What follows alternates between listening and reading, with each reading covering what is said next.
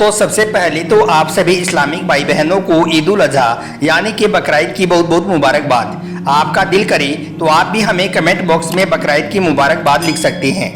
आज के इस वीडियो में हम आपको 11 ऐसे काम बताने वाले हैं जिनको आप कल यानी कि बकरीद के दिन ज़रूर करें, क्योंकि बकरीद के दिन यह तमाम काम हमारे प्यारे नबी हज़रत मोहम्मद सल्लल्लाहु अलैहि वसल्लम भी किया करते थे। इसलिए आज का यह वीडियो आप तमाम इस्लामिक भाई बहनों के लिए बहुत खास है। आप इसको आखिर तक ज़रूर देखें और आप इस वीडियो को लाइक करें या ना करें, लेकिन मेहरबानी करके इसे शेयर ज़रूर कर दें ताकि बकरीद से पहले यह वीडियो ज़्यादा से ज़्यादा मुसलमानों के पास में पहुंच जाए। तो चलिए दोस्तों शुरू करते हैं। दोस्तों बकरीद का त्यौहार ईद उल फित्र के बाद में इस्लाम का दूसरा सबसे बड़ा त्यौहार है। यह त्यौहार सुन्नत इब्राहिमी और ईद कुर्बा के नाम से भी जाना जाता है। जिस तरह से ईद उल फित्र रोज़ा रखने की खुशी में मनाया जाता है, उसी तरह से ईद उल अजहा हज पूरा होने की खुशी में मनाया जाता है। ईद उल फित्र के गुजरने के 70 दिनों के बाद में यानी कि 2 महीने 10 दिनों के बाद में बकरीद का त्यौहार मनाया जाता है। यह अल्लाह ताला का हम मुसलमानों पर एक बहुत बड़ा करम है। बकरीद के दिन तमाम मुसलमान सबसे पहले ईदगाह में जाकर ईद की खास नमाज पढ़ते हैं। उसके बाद में घर आकर हलाल जानवर की कुर्बानी करते हैं। याद रखें, कुर्बानी करना हज़रत इब्राहिम और हज़रत इस्माइल अलैहिस्सलाम का सुन्नत तरीका है।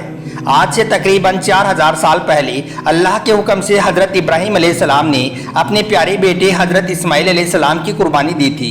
हालांकि अल्लाह के हुक्म से हज़रत इस्माइल की जगह पर एक दुम्बा आ गया था और वो कुर्बानी उस दुम्बे की हो गई थी।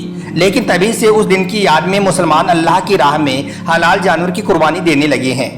यही वजह है कि बकरीद का दिन हम मुसलमानों के लिए एक बहुत खास दिन है, क्योंकि बकरीद का दिन अल्लाह ताला से इनाम हासिल करने का दिन होता है। इस दिन अल्लाह ताला से सच्चे दिल से जो भी मांगा जाता है अल्लाह पाक उसे ज़रूर अता करता है। यानी कि बकरीद के दिन अल्लाह ताला अपने हर बंदे की दुआ को कबूल करता है। इसलिए याद रखें, बकरीद का दिन मुसलमानों के लिए एक बहुत खास दिन है। इस दिन मुसलमानों को चाहिए कि वो कोई भी ऐसा वैसा फिजूल काम ना करे जिससे अल्लाह नाराज़ होता हो, बल्कि हमें चाहिए कि हम वो काम करें जिनको हमारे प्यारे नबी हज़रत मोहम्मद सल्लल्लाहु अलैहि वसल्लम बकरीद के दिन किया करते थे। अब हम आपको वो 11 काम बताते हैं जिनको बकरीद के दिन अल्लाह के प्यारे नबी हज़रत मोहम्मद सल्लल्लाहु अलैहि वसल्लम किया करते थे। इसलिए इन 11 काम को हम सबको भी ज़रूर करने चाहिए। नंबर 1, गुस्ल करना। दोस्तों सबसे पहला काम है गुस्ल करना। आप बकरीद के दिन गुस्ल ज़रूर करें। गुस्ल का मतलब सिर्फ नहाना नहीं है, यानी कि सिर्फ साबुन और पानी से नहाने का नाम ही गुस्ल नहीं है, बल्कि आप बकरीद के दिन पाक साफ होने के लिए खास गुस्ल करें। क्योंकि याद रखें, बकरीद के दिन गुस्ल करना भी हमारे प्यारे नबी हज़रत मोहम्मद सल्लल्लाहु अलैहि वसल्लम की एक अहम सुन्नत है। नंबर 2, पाक साफ कपड़े पहनना। दोस्तों दूसरा काम है बकरीद के दिन पाक साफ कपड़े पहनना। इसका मतलब ये नहीं है कि नए कपड़े हो, यानी कि नए कपड़े होंगे तभी बकरीद होगी, बल्कि इसका मतलब ये है कि आपके पास में जो भी सबसे अच्छे और जो सबसे बेहतरीन कपड़े हों और वो पाक साफ हों, तो आप बकरीद के दिन उनको पहन लें और ईदगाह में जाकर ईद की खास नमाज अदा कर लें। नंबर 3, इत्र यानी कि खुशबू लगाना। दोस्तों तीसरा काम है इत्र यानी कि खुशबू लगाना। याद रखें, बकरीद के दिन पाक साफ कपड़े पहनना, इत्र लगाना भी अल्लाह के प्यारे नबी हज़रत मोहम्मद सल्लल्लाहु अलैहि वसल्लम की एक अहम सुन्नत है। इसलिए हम सबको भी चाहिए कि अगर हमारे पास में इत्र मौजूद हो तो हम बकरीद के दिन इत्र ज़रूर लगाएं और उसके बाद में ईदगाह में जाकर ईद की नमाज पढ़ें। नंबर 4, मिसवाक करना। दोस्तों चौथा काम है मिसवाक करना। याद रखें, अल्लाह के प्यारे नबी हज़रत मोहम्मद सल्लल्लाहु अलैहि वसल्लम बकरीद के दिन खास गुस्ल करते थे और खुशबू लगाते थे और उसके बाद में मिसवाक भी करते थे।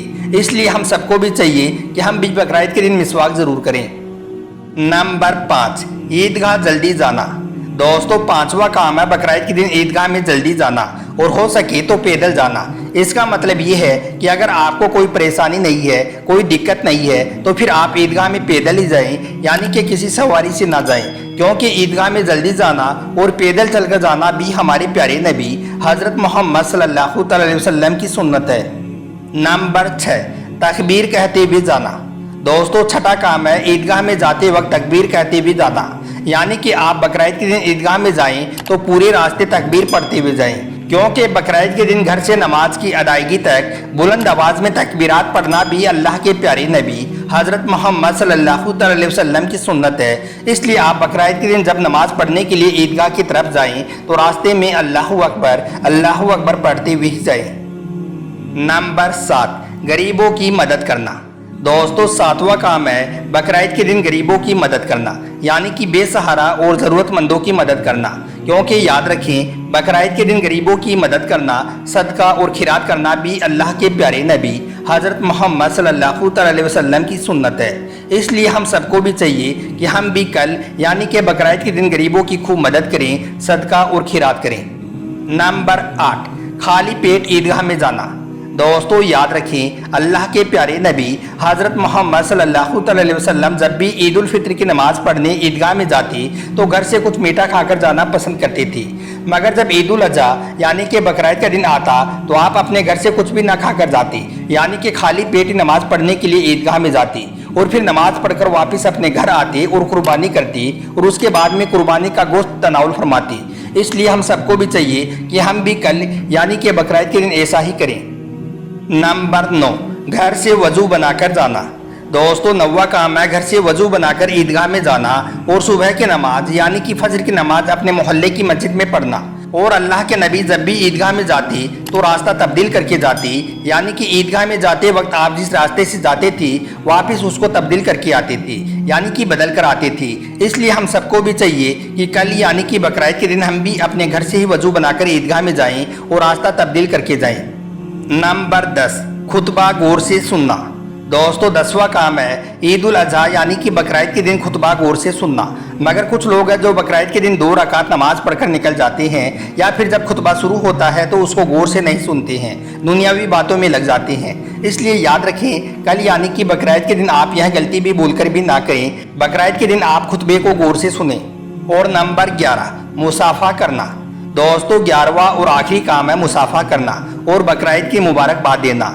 याद रखें बकरीद के दिन मुसाफा करना और ईद की मुबारकबाद देना भी अल्लाह के प्यारे नबी हज़रत मोहम्मद सल्लल्लाहु अलैहि वसल्लम की एक अहम सुन्नत है। इसलिए हमको भी चाहिए कि हम भी ईद के दिन मुसाफा ज़रूर करें और ईद की मुबारकबाद दें। और दोस्तों इसके अलावा आप बकरीद के दिन यह भी कोशिश करें कि जो लोग या जो आपके रिश्तेदार किसी वजह से आपसे नाराज़ चल रहे हैं तो आप उनके पास में जाएँ और उनसे सुलह करने में पहल करें और आप अपनी तरफ से उन सबको माफ़ कर दें। बेशक यह काम आपके लिए थोड़ा मुश्किल ज़रूर होगा, लेकिन आप इस दुनिया के लिए नहीं बल्कि अल्लाह की रज़ा के लिए ऐसा करने की ज़रूर कोशिश करें। उसके बाद में आप अपने आसपास में अपने इर्द गिर्द जो गरीब लोग हैं उनको भी आप अपनी खुशियों में शामिल करने की ज़रूर कोशिश करें। आप अपने अच्छे अखलाक से, अपनी अच्छी बातों से, अपने माल और दौलत से, हर तरह से आप उन्हें अपनी खुशियों में शामिल करने की पूरी कोशिश करें और उनकी दुआओं में शामिल होने की कोशिश करें।